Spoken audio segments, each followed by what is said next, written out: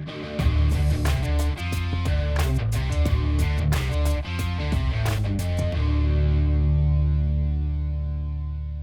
morning.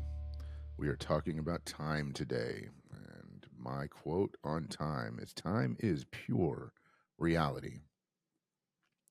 In the same way that the weights in the gym don't lie to you, and you can't lie about how much weight you lift because it simply won't let you lift it up, you cannot lie about where you spend your time. I mean, on the front side you can, but it doesn't matter because you know where you spent it, and that is your pure reality. We all have different ways that we experience time, and we all have a million phrases that we use every day for different types of time. Oh, well, I don't have time. I need to save time. I'm out of time. I'm behind time. Whatever it is, we use time like it's a physical object. It's just not. Time's a measurement. Um, in the most basic sense, it's a measurement of the distance that we travel through our life from one point to another. And while we can't see it every single day, we do feel the effects of it as we get older, especially. And as guys, we generally don't spend it doing things we want to do. The majority of our time is spent doing stuff that either is for other people, working, cleaning, fixing things, not the stuff that we want to do. So we have precious little time to spend doing things that we want to do. One quote that I read earlier today was, "We can never save time, but we can only spend it. It's how we spend it that matters." That 24 hours that we're all issued in a day gets spent, whether we spend it asleep, whether we spend it wasting time, whether we spend it watching TV or making a difference in somebody's lives, especially our spouse, our family, or our children. It's going to get spent one way or the other. How we spend it is absolutely critical to what we need to do moving forward. So, time is a concept, it's a slipstream, if you will, that we can use and leverage to our advantage, or we can let take advantage of us. Now, does it mean it's easy? Nah, most of what we do rarely is. So, emotionally, time is slipping always. And the reason I say that emotionally is because the most powerful memories that we have, the most powerful moments that we have, tend to be ones that are saturated with emotion. Now, this can be good, this can be bad, but this is how we perceive time, and this is how we feel time exists. I want you to imagine, if you will, something that pops up just immediately when you think about your childhood. Maybe it could be a moment with your friends, it could be a moment with your parents, it could be just something that sticks in your brain. Try to imagine one that's happy, that just makes you smile or is content every time you go back to that memory. Go back and feel, put yourself in that memory, and you can usually recall specifically what was going on, what you were doing, how you were feeling. It's just a micro moment. That's what I call those, micro moments. Now, there's some positive in there, then there's some negative in there, but we generally shape our world on these micro moments. And the thing is there were millions of them growing up. And even a guy as old as I am has these micro moments. And yes, even us old guys can relate to what it was like being a kid and enjoying ourselves, because this is how we define our life as an adult. And out of those million micro moments that we had growing up, only a few of them got recorded to that level. Think about that as an adult. Think about the interactions you have with children every day, with your spouse, with your grandchildren, and understand every time that you say no, every time that you don't spend that time with them, that you choose to do something else instead of taking that 5 or 10 minutes to do something, you may be giving one of these up, and you may be helping them create one of those negative ones. Does this mean we can always do exactly what we want to do every time? No. But we can leverage that to our advantage and make as many memories with our children, our grandchildren, and our families as possible. Do not allow that time to slip away. It's one of the easiest ways to create contentment in your life and stop the time stealers, so to speak, from ripping away what really matters to you. You want to have a very sobering time. See what I did? Threw that in there. Take a look on your phone and just Google on your device how to access your screen time log, and look how much time you spend staring at that little tiny screen in your hand. Think about how much time you truly spend watching television.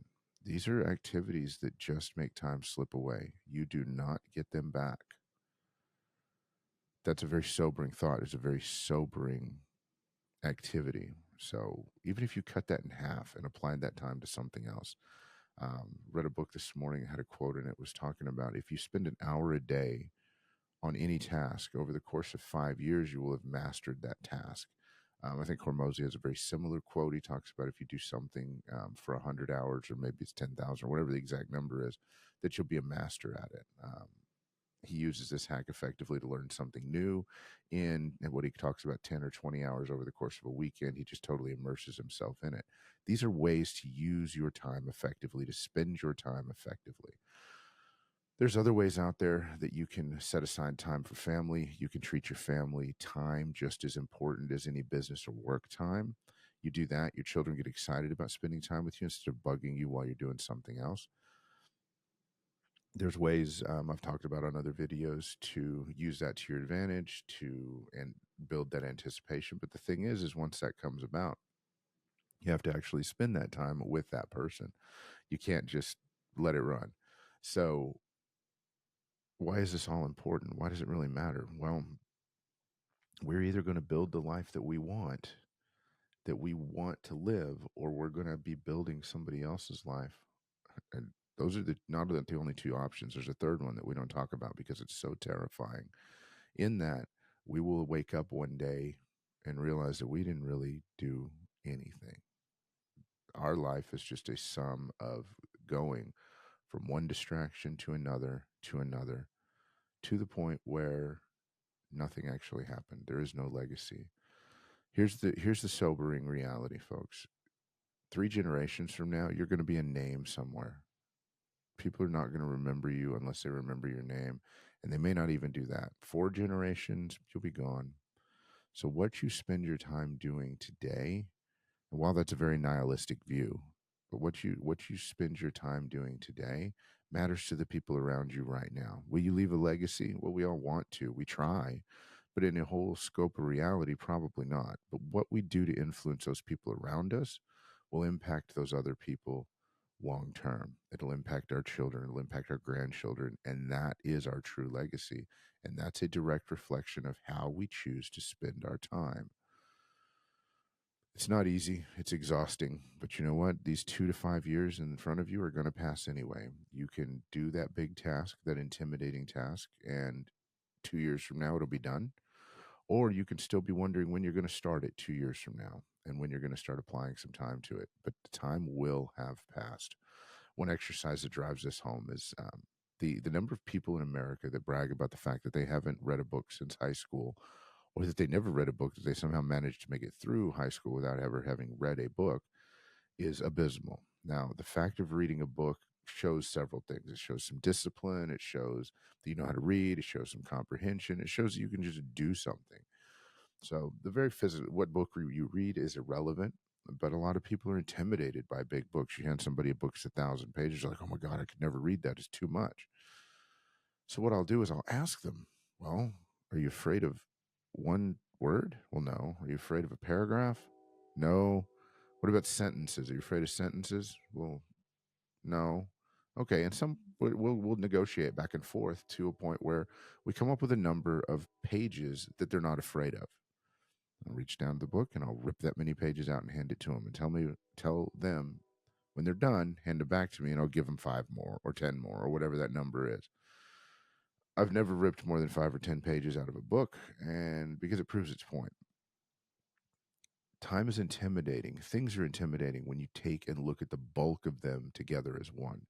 But when you break things down, when you have these micro moments, when you exist in this pure reality that is the present, you can do or spend your time doing literally anything you want to. You can create any life that you want to based on how you spend your time. Will it be easy? No. Will it be fair? No.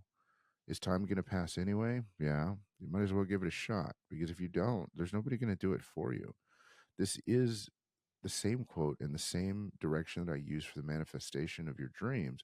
But realistically, Manifesting and creating your dreams into reality is just acting upon what you want over and over again over time.